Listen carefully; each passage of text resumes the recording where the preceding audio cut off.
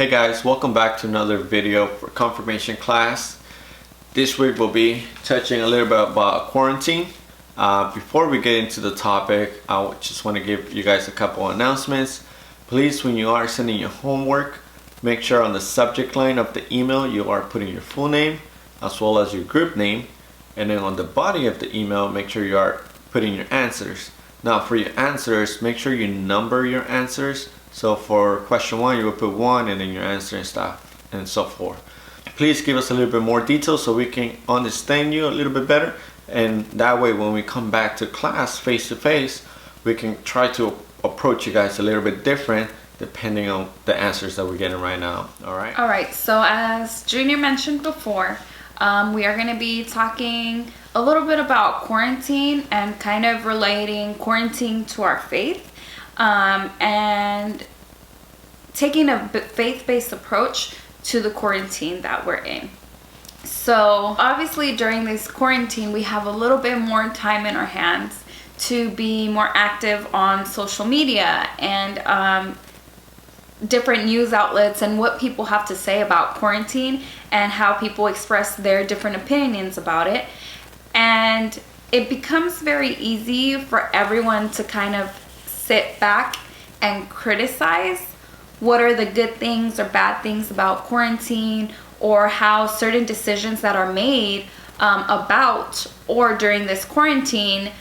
It just becomes so easy to give such a loose opinion about whether it's, well, mostly negative opinions of what we think is the right thing to do during quarantine. And a lot of the decisions that are being made are being criticized by everybody. So it becomes so easy to be able to criticize that. And with that, we see that we all truly have a luxury of being critics, because we don't have the responsibility to make those big decisions. For example, making these big decisions can be really hard on some of the people, right? So like the people are making the laws, like the lawmakers, I'm pretty sure they're having a hard time deciding if it's the right thing or not. I mean, we haven't seen this in many years. These decisions are made at different levels. So whether it's the president, the governor, or even within like the own like county or city councils, I guess you could say, all these people that have those responsibilities on different levels, they have the pressure from the people to make the best decisions possible, making it very difficult, especially during this time, to make the best decision. So us as the people, as the public, we live with that luxury to be able to kind of easily live throughout this quarantine, I guess you could say, in terms of decision making and being able to kind of just sit back. And during this time, it's important for us to kind of bring the criticism down and gratitude up. So instead of being critical to the decisions that are being made during this time, be a little bit more grateful of us not having the responsibility to make such big decisions. So also kind of like what Stephanie was saying, you know, we have to have gratitude. You know, we actually are blessed just to be able to follow this big decisions that these people are making. We are being blessed in the sense that we are home. We are trying to keep ourselves safe. Many other families at this moment are experiencing some really difficult times. It's important that during this time we don't only think about what you can criticize, but let's start thinking about what we can do as the people, as the public. So of course, the most important thing everybody can do is wash your hands. So besides washing our hands, as faithful Catholics, as faithful people, we need to be praying. And a lot of people may say, what is prayer going to do? Well, prayer does a lot of things. And one of the things that prayer does is it gives us peace. It gives us peace in our hearts and peace in our minds during difficult times like these. Another thing that we can also do is follow the decisions that are made, like social distancing, and maybe be a little bit more empathetic and take this opportunity to call people call family, call people that you think may be going through a hard time, and just check on them to see how they're doing. And also, or you want to say something? No, go ahead. And also, keep in mind that illness is real. Regardless of whether it is the coronavirus or it could be something like cancer, and where this time is very critical for those people because they are at high risk. During times like these, it is important to know that illness is real, and keeping that in mind will make us more aware of being less critical and more empathetic and more understanding of the situation. Now, also take advantage of this time that we have right now. Remember, this doesn't happen often, you know. This is something that hasn't happened for many, many years. Communicate with those people you haven't reached out to. Any hobby that you have or any projects that you had in mind to do and you never had the time to do because of excuses that you had, this is the time to get to those projects. This is the time to reach out to those people. Any family members that you haven't talked to in forever, this is the time to do it and be able to reconnect with them and let them know how much love you have for those people, right? For some people, this time may be like a vacation, a time to rest and a time to just sit back and relax. But for others, it's a time of thinking, how are they going to be able to pay their bills? Or when will their next meal be? So, although some people or some of you may not be struggling during this time, there are a lot of people that are. They're struggling to provide for their families because they don't have a job, and they're struggling to pay their bills. So it's hard to keep, I guess, their hope up or the peace in their hearts or in their minds because they don't know how they're going to provide for their families.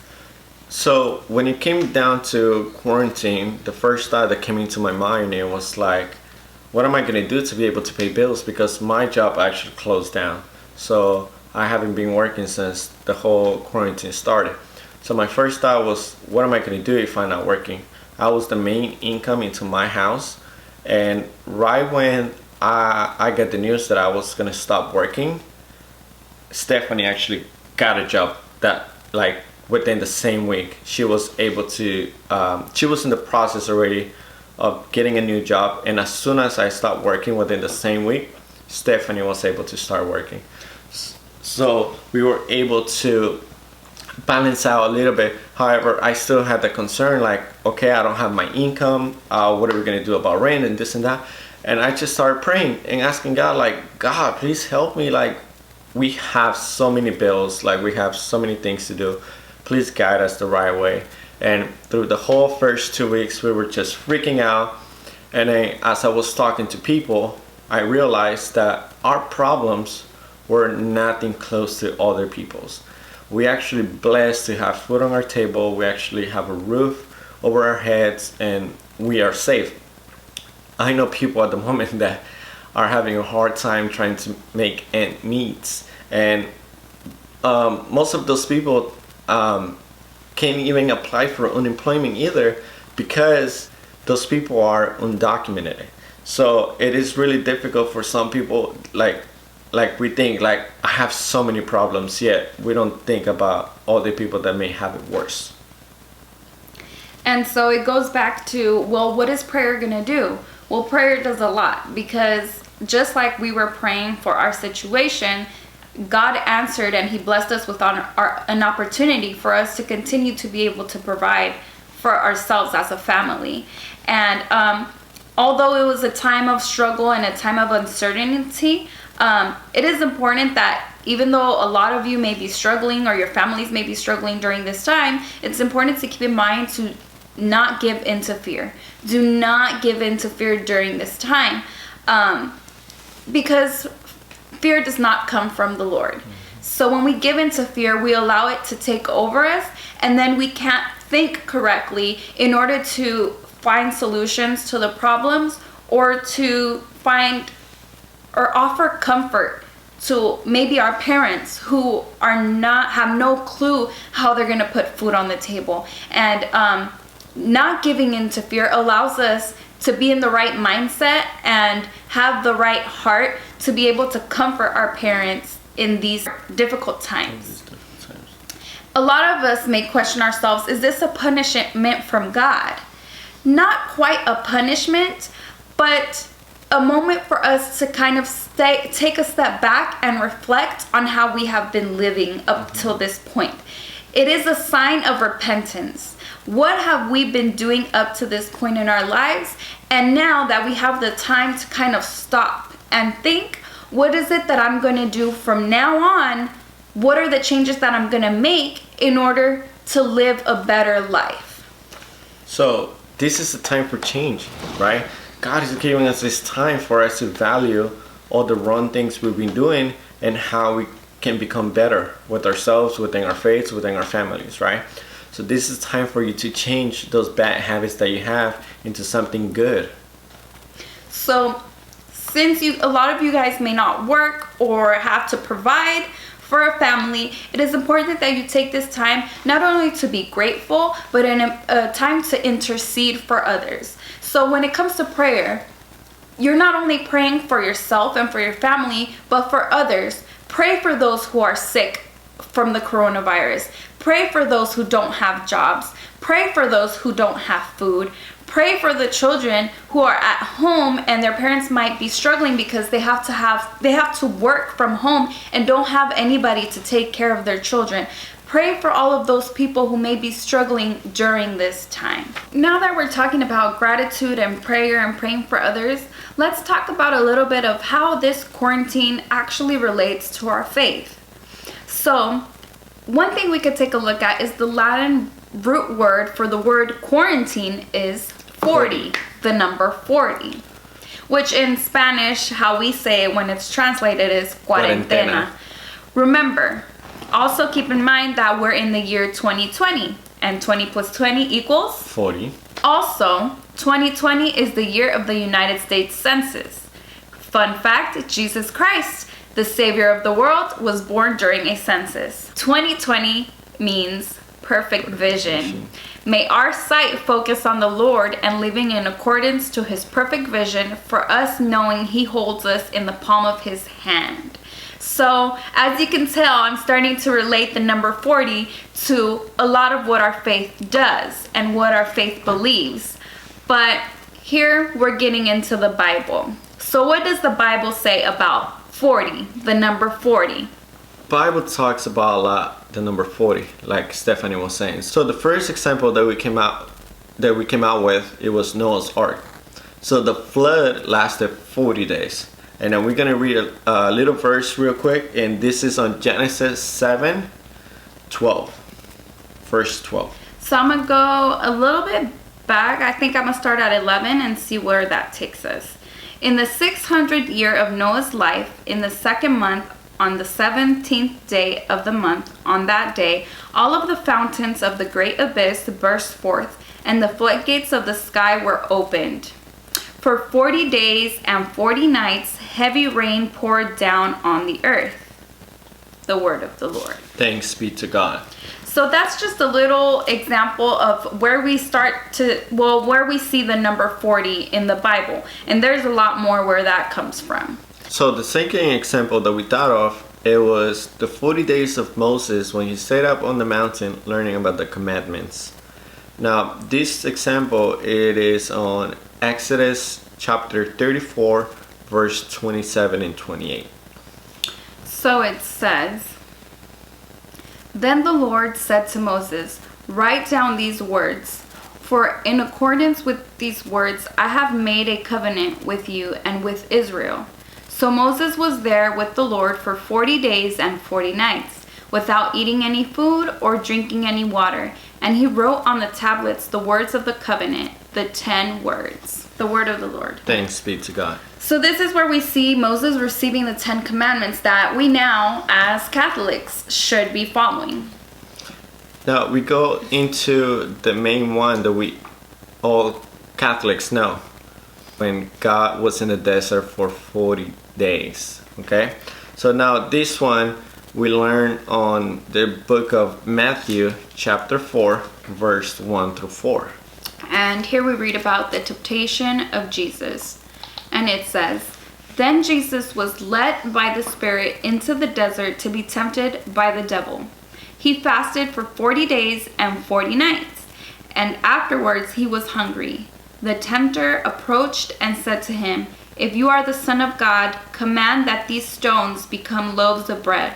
He said in reply, "It is written, one does not live by bread alone, but by every word that comes forth from the mouth of God."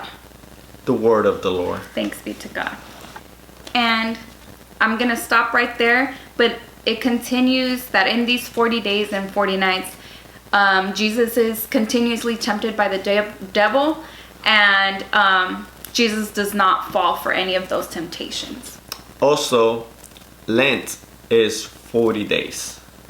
And a little bit of what we can learn about Lent being 40 days is that in those 40 days, we take time to reflect on Jesus' sacrifice for our life. So Jesus gave his life for each and every one of us. And that's something that we got at the end of those 40 days. Within those 40 days, there was a lot of sacrifice, there was a lot of hurt, a lot of pain, a lot of suffering throughout those 40 days of Jesus's path to crucifixion.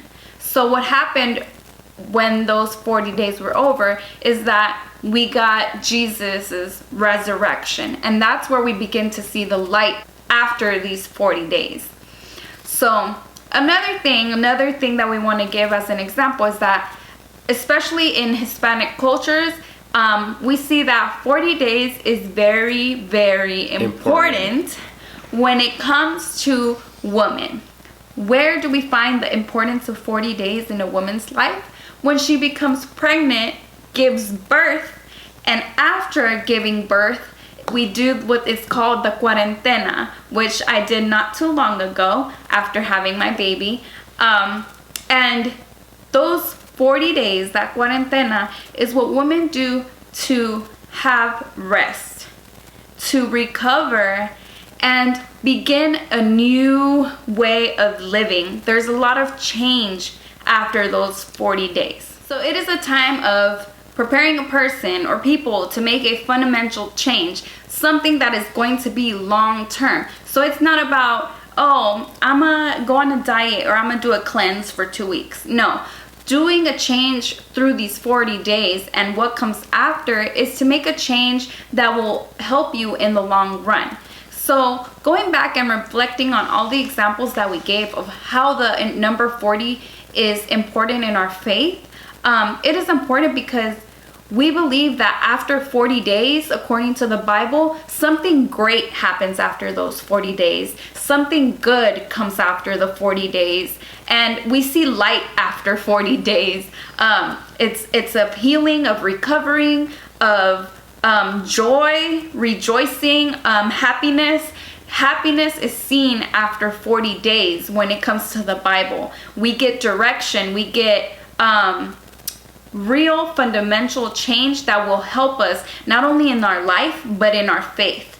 So just keep in mind that something will happen, whether it's after 40 days or after this quarantine. However long this quarantine goes, it is important to keep in mind that something will come out of this. You just have to believe and remember that when you have faith in God, something good will always come out of it. Now, we are already starting to see the goods of this quarantine time. All the rivers are starting to clean up. The air quality has been so much better. Vegetation is growing. And the love within our own families are also growing. And now, there's less pollution. But the main one that being happening during this quarantine is that most people are turning to Christ. A lot more people have been praying.